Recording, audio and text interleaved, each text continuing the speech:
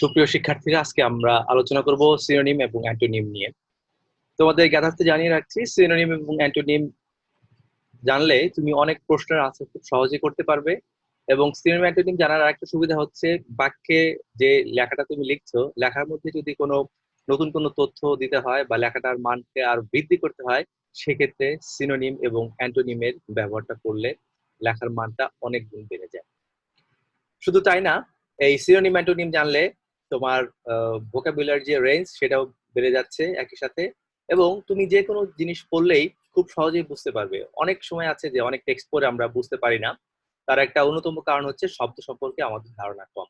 তো যখন আমাদের এই ধারণাটা খুব পরিষ্কার হয়ে যাবে, ঠিক তখনই আমরা খুব ভালোভাবে এটাকে প্রেজেন্ট করতে পারবো এবং খুব সহজে আমরা বুঝতে পারবো। এবং তোমাদেরকে জানিয়ে রাখছি যে সিনোনিম অ্যান্টোনিমের যে আনসারটা করতে হয়, এখানে অবশ্যই পার্টস অফ স্পিচটাকে খেয়াল রাখতে হবে। কারণ হচ্ছে পার্টস অফ স্পিচের বিষয় একটা বড় বিষয় আছে, সেটা হচ্ছে আহ, অনেক সময় দেখা যায় যে স্টুডেন্টরা আনসার ঠিকই করে, কিন্তু আনসার যখন তারা করে, ওই মেন বাক্যে যে পার্টস অফ স্পিচের আনসারটা ছিল আসলে সে সেটাতে করে না, যার ফলে তার ওই আনসারটা কিন্তু তখন আর নেওয়া যায় না। এই জন্য তোমাদেরকে বলছি যে তোমাকে অবশ্যই যে পার্টস অফ স্পিচের বাক্যটা দেওয়া আছে সেই পার্টস অফ স্পিচেই আনসারটা করতে হবে, তা নাহলে কিন্তু তোমার এটা ভুল হয়ে যাবে।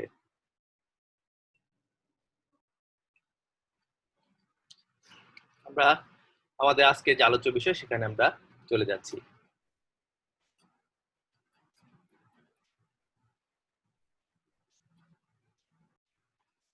দেখো, এই কথাগুলো আমি আগে ক্লাসেও বলেছিলাম, আবার আজকে একটু বলছি, লক্ষ্য করো একটু। যেটা হচ্ছে যে ভালো সিনোনিম অ্যান্টোনিম আনসার করতে গেলে তোমার ভোকাবুলারি রেঞ্জটা খুব ভালো থাকতে হবে এবং পার্টস অফ স্পিচের জ্ঞানটা থাকা উচিত। না থাকলে তুমি আনসারটা কারেক্টলি লিখতে পারবে না। এবং এরপর আছে যেমন যেমন একটা শব্দ দেয়া আছে ইম্পর্টেন্ট, এখানে তুমি যে আনসারটা করতে পারো, যে ধরো এখানে সিনোনিম দেয়া আছে ইম্পর্টেন্ট শব্দটার, তুমি এখানে হতে পারে সিগনিফিক্যান্ট। কিন্তু তুমি এখানে সিগনিফিক্যান্ট না লিখে তুমি যদি লেখো এখানে সিগনিফিক্যান্স, তাহলে কিন্তু এটাতে তুমি মার্কস পাবে না। কারণ হচ্ছে তোমাকে প্রথম যে শব্দটা দেয়া ছিল বাক্যের মধ্যে, সেই শব্দটা দেয়া ছিল অ্যাডজেক্টিভ ফর্মে। তুমি যখন আনসারটা করছো, সিনোনিম হোক বা অ্যান্টোনিম হোক, ঠিক সেখানে যেই পার্টস অফ স্পিচের শব্দটা ছিল, সেই পার্টস অফ স্পিচে তোমাকে শব্দটাকে আনসার করতে হচ্ছে। ঠিক আছে? এই জিনিসটা কিন্তু তোমাকে অবশ্যই মাথায় রাখতে হবে, তা না হলে কিন্তু যে আনসার করবা সেটা কিন্তু ভুল হয়ে যাবে। আরেকটা কথা হচ্ছে যে বিভিন্ন শব্দ দিয়ে, মানে প্রিফিক্স দিয়ে আমরা পার্টস অফ মানে অ্যান্টোনিম করতে পারি। সেই অনেক সময় দেখা যায় যে স্টুডেন্টরা যে কাজটা করে, এগুলো করতে গিয়ে ভুল হয়ে যায়। যেমন একটা শব্দ আছে ইনকমপ্লিট হবে, কেউ যদি সেটাকে আনকমপ্লিট লেখে তাহলে কিন্তু তারটা ভুল হয়ে যাবে এবং সে কোনো মার্কস পাবে না। ঠিক আছে? এরপর রয়েছে সাফিক্স। সাফিক্স সাফিক্স দিয়ে আসলে এই পার্টস অফ স্পিচের চেঞ্জটা করা যায়। প্রিফিক্স এবং সাফিক্স দিয়েও পার্টস অফ স্পিচের চেঞ্জটা করা যায়। এই জন্য তোমাকে পার্টস অফ স্পিচটা খুব ভালো করে জানতে হচ্ছে। আরেকটা শব্দ হচ্ছে ওয়ার্ড রুট। রুট মানে হচ্ছে উৎপত্তি স্থল। আমরা যে শব্দগুলো দেখছি, এই শব্দগুলো মানে বিভিন্ন উপায়ে ইংরেজি ভাষার মধ্যে এসেছে। এই যেমন যেই রুটগুলো, ল্যাটিন রুট রয়েছে এবং রয়েছে গ্রিক রুট, এই রুটগুলো থেকেই মূলত এই শব্দগুলো ইংরেজিতে এসেছে। এবং শেষের দিকে আমরা বোর্ড কোশ্চেন নিয়ে আলোচনা করব। ঠিক আছে?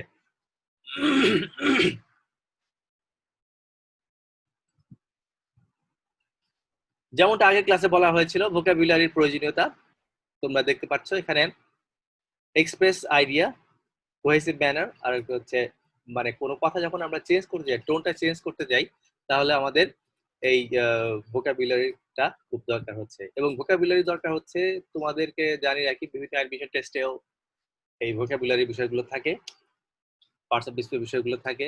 এই জন্য এই বিষয়গুলো যদি তোমাদের জানা থাকে তাহলে তুমি খুব ভালো করতে পারবে। পার্টস অফ স্পিচ আলোচনা আমরা আগে ক্লাসে কিছুটা করেছি। তোমাকে এই আনসারটা করতে গেলে পার্টস অফ স্পিচের ব্যবহার সম্পর্কে খুব ভালো জ্ঞান থাকতে হবে। Noun, verb, adjective, adverb. নাউনের অবস্থান কোথায়, অ্যাডজেক্টিভের অবস্থান কোথায়, ভার্বের অবস্থান কোথায়, অ্যাডভার্বের অবস্থান কোথায়, এই বিষয়গুলো জেনে তোমাকে কাজটা করতে হবে।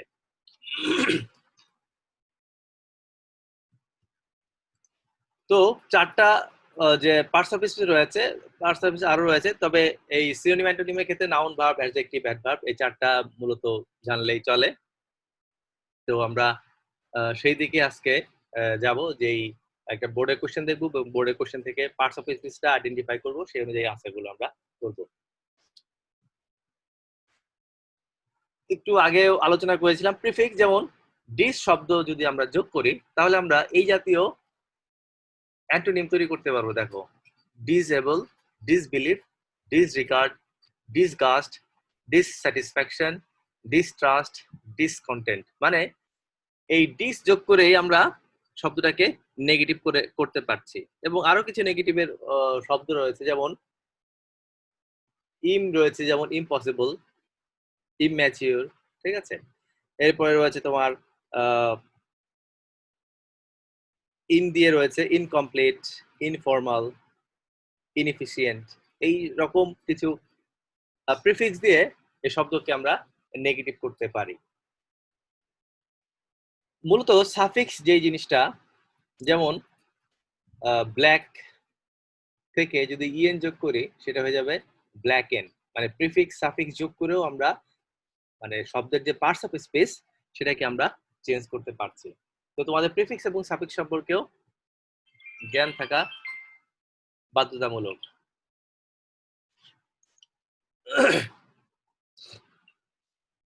আমরা আগের ক্লাসে বলেছিলাম রুট, ল্যাটিন রুট এবং গ্রিক রুট। মূলত এই রুট গুলো থেকেই আমরা খুব সহজেই আইডেন্টিফাই করতে পারবো শব্দের উৎপত্তি স্থল এবং সেই অর্থে বাক্যের যে অর্থ হয় সেটা। যেমন একটা শব্দ আমরা যদি বলি অডিয়েন্স, অডিয়ার থেকে এই শব্দটা আসছে। তো যার ফলে অডিয়েন্স হলো যে যারা শুনছে, শ্রোতা বা যারা দেখছে। এবং একটা শব্দ রয়েছে বাইলিঙ্গুয়াল। বাই মানে হচ্ছে দুই, আর লিঙ্গুয়াল মানে হচ্ছে ভাষা, মানে যে দুই ভাষা জানে তাকে আমরা বলছি বাইলিঙ্গুয়াল। তো এই রুট গুলো আমাদের প্রয়োজন। পরীক্ষায় যেভাবে তোমরা আনসারটা করবে, অনেকেই আনসারটা ঠিক উপায় করতে পারো না। তার একটা ফরম্যাট এখানে দেয়া আছে। আগে শব্দটা লিখবে, এরপরে লিখবে শব্দটা সিনোনিম হলে সিনোনিমের ঘরে লিখবে, যদি শব্দটা অ্যান্টোনিম চাওয়া হয় তাহলে অ্যান্টোনিমের ঘরে লিখতে হবে। আর তোমাকে বলে রাখছি, আবারও বলছি, বারবারও কথাটা চলে আসছে, সেটা হচ্ছে যে তোমাকে অবশ্যই এই পার্টস অফ স্পিচটাকে ঠিক রেখে কথাগুলো বলতে মানে লিখতে হচ্ছে, তা নাহলে কিন্তু তোমাকে তুমি একটা সমস্যায় পড়ে যাবে আর কি। তো এই বিষয়টা মাথায় রাখতে হবে। প্রথমে লিখবো ওয়ার্ড, এরপরে যদি শব্দটার সিনোনিম চাওয়া হয় সিনোনিম অংশে সিনোনিম, আর যদি অ্যান্টোনিম চাওয়া হয় তাহলে অ্যান্টোনিম অংশে অ্যান্টোনিমটা তোমাকে লিখে আনসারটা করতে হবে। ঠিক আছে, আমরা আমাদের আজকের ক্লাসের যে মূল বিষয় মানে বোর্ড কোশ্চেনের সলিউশন সেটা দেখব। দেখো, এখানে একটা প্যাসেজ রয়েছে। প্যাসেজটা যদি আমরা পড়ি, পড়ার সাথে সাথে আমাদের কিছু শব্দ এখানে আমরা দেখতে পাবো এবং শব্দগুলো কোন পার্টস অফ স্পিচ রয়েছে সেগুলো তোমাদেরকে বলে দেব, যাতে আনসারটা করতে খুব সুবিধা হয়। এবং একই সাথে এই প্রশ্নের আনসারটাও এই স্লাইডের নিচে রয়েছে। আমরা একটু টেক্সটটা পড়ি। Social values underline a set principles of generally accepted norms and behavior of a society. খেয়াল করো, এখানে অ্যাকসেপ্টেড এর নিচে দাগ দেওয়া আছে, তার মানে এই শব্দটা সিনোনিম বা অ্যান্টোনিম চাওয়া হবে আমাদের। তাহলে নর্ম শব্দটা দেখো নাউন, তার আগে যেহেতু অ্যাকসেপ্টেড শব্দটা বসে গেছে, এই শব্দটা হয়ে গেল তোমার adjective.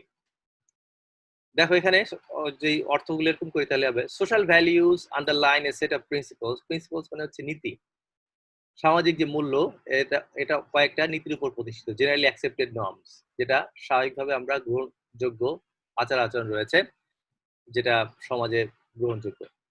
Our forefathers practiced a good number of social values. forefathers মানে হচ্ছে পিতৃপুরুষ, বা এখানে যে কথাটা বলা হয়েছে practiced a good number of social values, practiced এই শব্দটা এখানে verb। a good number of social values like simplicity, simplicity শব্দটা noun, honesty noun, sincerity noun, responsibility noun, and pity এটাও noun। লক্ষ্য করো, যখন আমরা কমা দিয়ে দিয়ে লিখছি কোনো শব্দ, সেই ক্ষেত্রে এই সবগুলো শব্দ কিন্তু একই পার্টস অফ স্পিচে হতে হবে। আর এখানে একটা জিনিস লক্ষ্য করো, যেমন সিম্পল থেকে সিম্পলিসিটি আসছে, অনেস্ট থেকে অনেস্টি আসছে, সিনসিয়ার থেকে সিনসিয়ারিটি আসছে, রেসপন্সিবল থেকে রেসপন্সিবিলিটি আসছে। এবং খেয়াল করে শব্দের সাথে টি ওয়াই যোগ করা আছে, তার মানে টি ওয়াই যোগ করা থাকলে সে শব্দটা নাউন হয়। এটা হলো একটা সাফিক্স।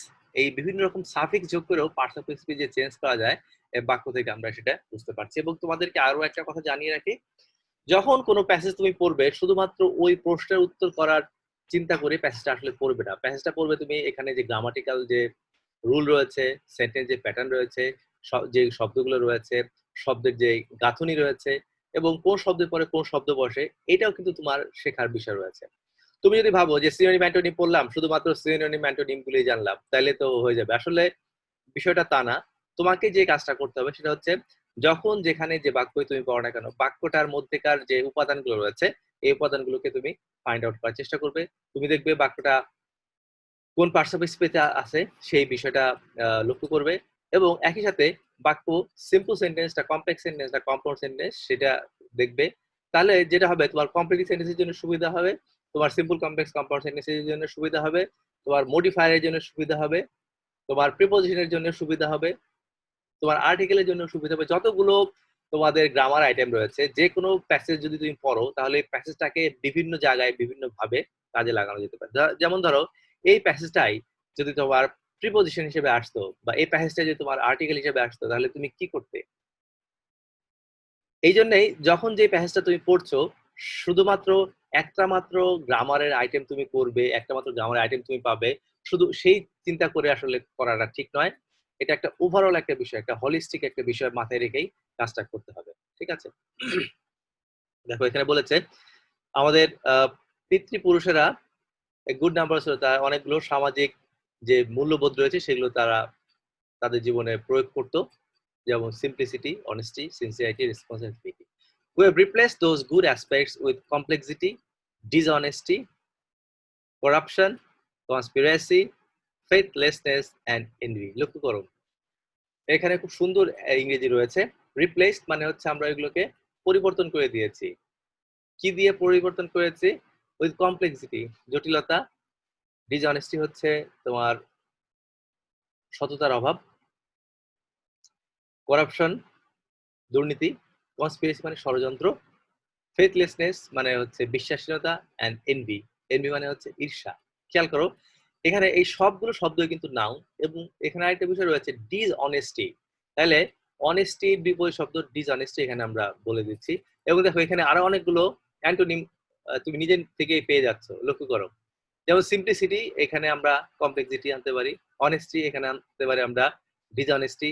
সিনসিয়ারিটির জায়গায় আমরা করাপশন, মানে সিনসিয়ারিটি এই হলো ইনসিনসিয়ারিটি। কিন্তু এগুলো সব নেগেটিভ অর্থ প্রকাশ করে আর কি। করাপশন এগুলো নেগেটিভ অর্থ প্রকাশ করে। রেসপন্সিবিলিটি, এইখানে আমরা ইরেসপন্সিবিলিটি শব্দটা আনতে পারতাম, ইরেসপন্সিবিলিটি আনতে পারতাম আমরা। এবং দেখো এখানে কনস্পিরেসি, ফেথলেসনেস, ফেথলেসনেস হচ্ছে বিশ্বাসহীনতা। তাহলে ফেথ থেকে ফেথলেসনেস আমরা আনতে পারতাম। এনভি মানে হচ্ছে ঈর্ষা। তুমি যখনই কোনো প্যাসেজ পড়বে, প্যাসেজের সবগুলো শব্দ যদি তুমি লক্ষ্য রাখো, তাহলে দেখবা যে তুমি একটা প্যাসেজ পড়তে গিয়ে অনেকগুলো জিনিস জানতে পেরেছো। এবং এটাই আসলে করা উচিত। এবং এই জিনিসটা যদি মাথায় রাখা যায় তাহলে তোমাদের জন্য খুবই সুবিধা হয়। Our materialistic attitude has made us self-centered and corrupted. Materialistic মানে বস্তুগত আচরণ, has made us self-centered মানে আত্মকেন্দ্রিক করেছে, এবং করাপ্টেড, দুর্নীতিগ্রস্ত করেছে। দেখো ইংরেজি গুলো কিন্তু খুবই স্ট্যান্ডার্ড, এবং শব্দগুলো তুমি বিভিন্ন জায়গাতে কাজে লাগাতে সক্ষম হবে। We must get rid of this versus, versus মানে হচ্ছে পাপ, অ্যান্ড ক্রিয়েট অ্যাওয়ারনেস, সচেতনতা সৃষ্টি করতে হবে, এবং all about the negative impacts, খারাপ যে প্রভাব রয়েছে, অফ আওয়ার রং ডুইংস, আমরা যে খারাপ কাজ করছি সেগুলো। লক্ষ্য করো এখানে যে বিষয়টা রয়েছে সেটা এখানে আছে, we must get rid of these vices and create awareness among all about the negative impacts of our wrongdoings. তাহলে এখানে যে ধরনের প্যাটার্ন গুলো রয়েছে এই প্যাটার্ন গুলো যদি তুমি ফলো করো, এবং সবচেয়ে ভালো হচ্ছে কোনো জিনিসকে কপি করা। কপি করা অর্থে নেগেটিভ অর্থে না, কপি করা তুমি একটা সেন্টেন্স প্যাটার্ন শিখেছো, ওই প্যাটার্নটা তুমি অন্য জায়গাতে কপি করতে পারো, মানে হচ্ছে ইমিটেট করা, মানে অনুসরণ করা আর কি।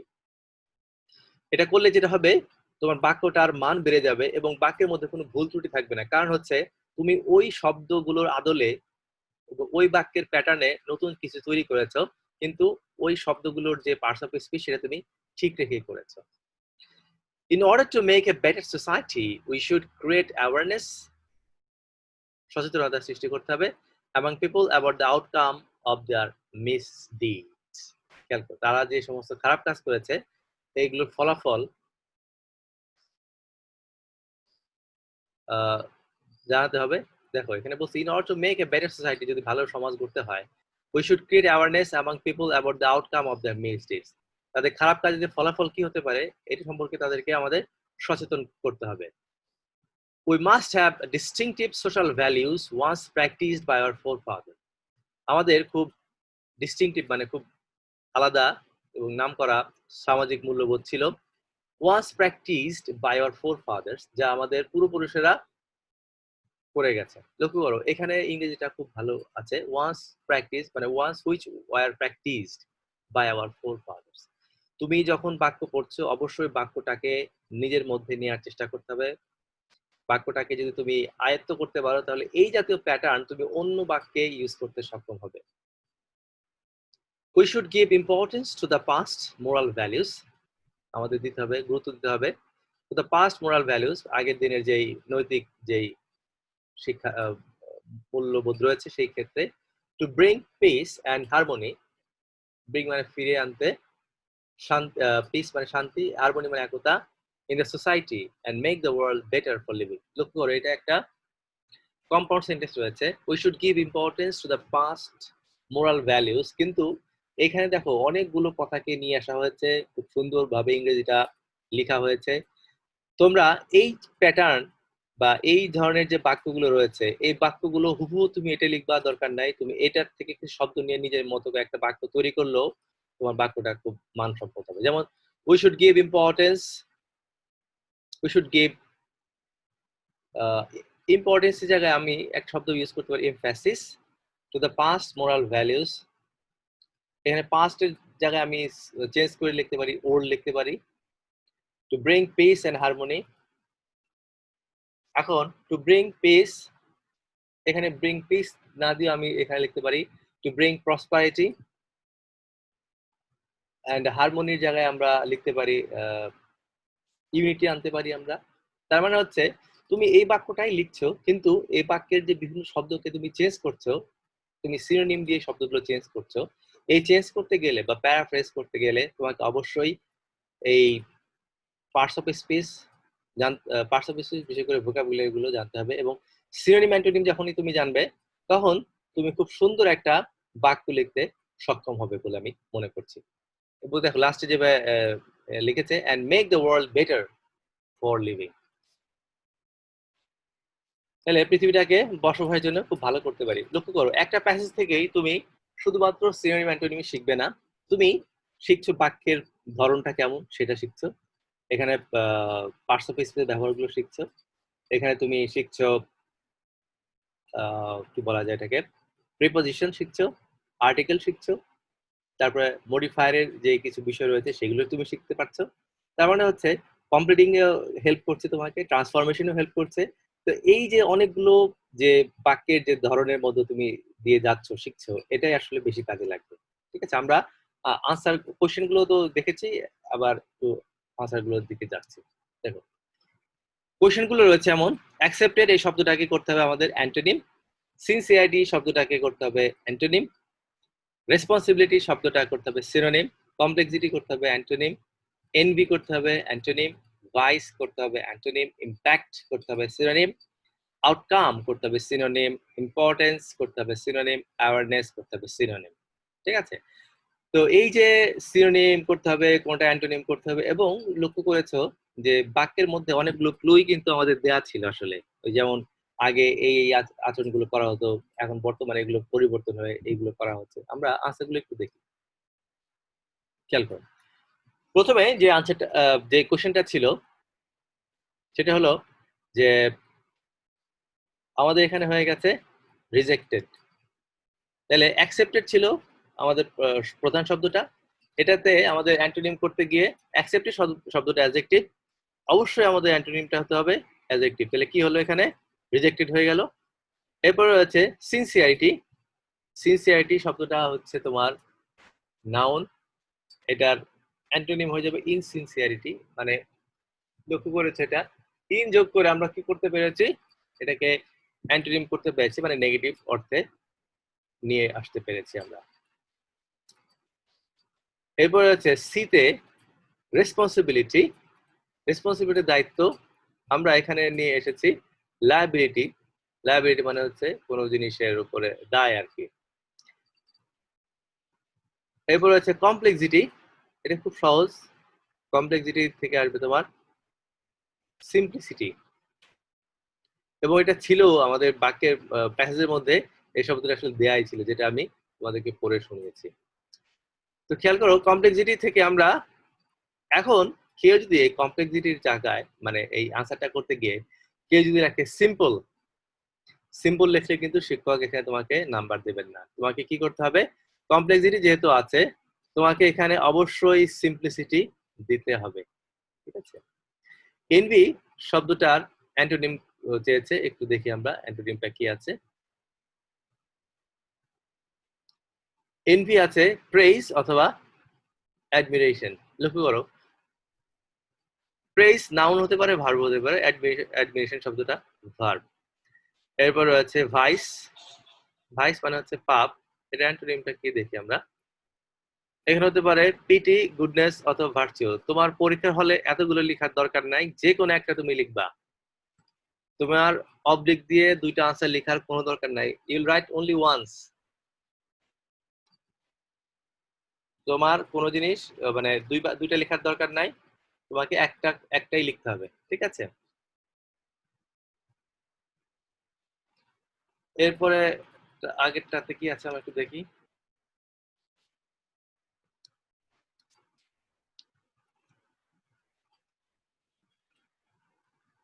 ইম্প্যাক্ট।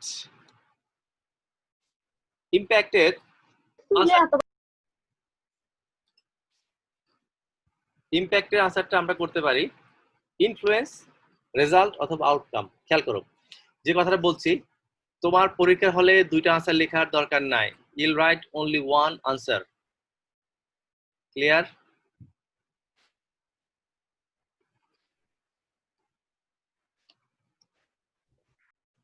দেখো এখানে আরেকটা রয়েছে ইম্পর্টেন্সের সিনোনিমটা আমরা দেখে নেই।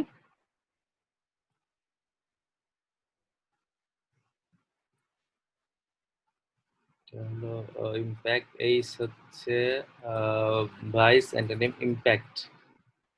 ইম্প্যাক্ট ইনফ্লুয়েন্স, রেজাল্ট অথবা আউটকাম। ঠিক আছে। আর হচ্ছে আউটকামের সিনোনিমটা হচ্ছে রেজাল্ট হতে পারে, কনসিকুয়েন্স হতে পারে, ইম্প্যাক্ট হতে পারে। মানে একটা পালে আরেকটা তুমি খুব সহজেই পেয়ে যাচ্ছ আর কি। এরপর রয়েছে importance.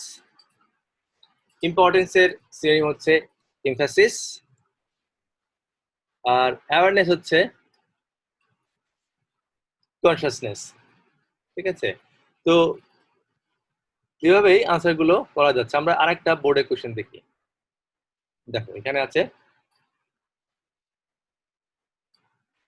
books are man's best friends in life. You may have many good friends, but you don't find them when you need them. খেয়াল করো, এই নিড শব্দটা ভার্ব ব্যবহৃত হয়েছে। They may not always come to you with sympathy. Sympathy শব্দটা noun, বলে দিচ্ছি প্রিপোজিশনের পরে নাউন বসে অথবা ভার্ব থাকলে আইএনজি বসে। Some may prove, prove শব্দটা verb, prove true or some may prove false. And do you much harm.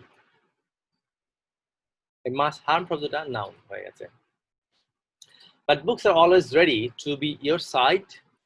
Some books will make you laugh and some others will give you much pleasure. এই pleasure শব্দের noun, noun বসে তোমার ভার্বের পরে। Again, some books will bring new knowledge and ideas. Bring শব্দটা verb, new knowledge and ideas, ideas শব্দটা noun. They are your ever friends throughout your life. মানে সারা জীবনের বন্ধু। তো প্যাসেজটা মোটামুটি সহজ এবং শব্দগুলো আমাদের কাছে জানা। আমরা একটু এখানে যেটা রয়েছে ফ্রেন্ডের অ্যান্টোনিম করতে হবে, নিডের অ্যান্টোনিম করতে হবে, sympathy synonym, proof synonym, false করতে হবে antonym, harm antonym, love antonym, pleasure synonym, bring synonym, idea হচ্ছে সিনোনিম। তাহলে আমরা একটু দেখি যে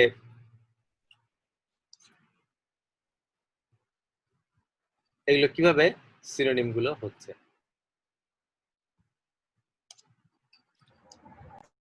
দেখো এখানে আনসার গুলো দিয়েছি আমি।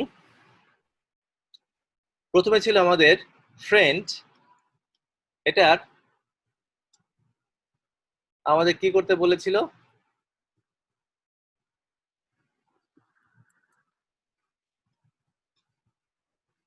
একটু দাঁড়াও, ফ্রেন্ড আমাদের করতে হয়েছিল অ্যান্টোনিম। তো অ্যান্টোনিম যেটা আমরা করেছি এটা হচ্ছে এনিমি অথবা ফো। এরপর নিডের অ্যান্টোনিমটা কি হবে আমরা দেখি। নিড অ্যান্টোনিম হতে পারে ইগনোর, এটা কিন্তু ভার্বিক দেয়া আছে, ঠিক আছে। এরপর হচ্ছে সিম্প্যাথি, সিম্প্যাথি শব্দটা নাউন, এর সিনোনিম কি করেছে দেখি, পিটি, কম্প্যাশন অথবা লাভ। ডিতে রয়েছে প্রুফ, প্রুফের সিনোনিমটা আমরা দেখে নেই, অ্যাফার্ম অথবা টেস্টিফাই, টেস্টিফাই তুমি দিতে পারো, দুটা আনসার লেখার তোমার দরকার নাই, যে কোনো একটা দিবে। তারপর হচ্ছে ফলস, এটা অ্যান্টোনিম করতে হবে, ফলস এর জায়গায় আমরা লিখতে পারি জেনুইন বা রিয়েল। এখানে কিন্তু ফলস এর জায়গায় কিন্তু ট্রু হবে না, আসলে ট্রু ট্রু হতে পারে, true is also correct here, সত্যিকারের বন্ধু ট্রু ফ্রেন্ড হয়। জেনুইন অথবা রিয়েল দুটাই কারেক্ট, ট্রু কারেক্ট যেটা তুমি দিতে চাও, যে কোনো একটা আনসার করবা, মানে একটা আনসার লিখবা। এরপর আছে তোমার হার্মের অ্যান্টোনিম করতে হবে। তো হার্মের অ্যান্টোনিম হচ্ছে বেনিফিট বা হেল্প, হার মানে ক্ষতি, এটা বেনিফিট বা হেল্প আমরা করতে পারি, they can do much harm, they can do much harm, okay. Harm noun, benefit G নাম্বারে আছে লাভ, এটাকে আমরা অ্যান্টোনিম করতে হবে। দেখো এখানে একটা কথা বলে দিচ্ছি, লাভ এখানে কি অর্থে রয়েছে, bring new knowledge, false and good books আর গুড, দে আর লাভ কোথায় গেল, they may not always come to your sympathy, prove false, harm, they'll give you much pleasure, okay. লাফের লাভ হয়ে গেছে আমাদের ক্রাই অথবা ওয়েভ, এইচ হচ্ছে pleasure, প্লেজারের synonym হচ্ছে জয় অথবা ডিলাইট। ব্রিং মানে আনা, এটা সিনোনিম হচ্ছে get, collect, fetch, FETCH, fetch শব্দটা কঠিন, দরকার নাই, তুমি গেট বা কালেক্ট যে কোনো একটা আনসার এখানে করবে। এরপর আছে আইডিয়া, সিনোনিম হচ্ছে নোশন হয়, কনসেপ্ট হয়, থট হয়, ঠিক আছে, যে কোনো একটা দিলেই তোমার আনসারটা হয়ে যাবে।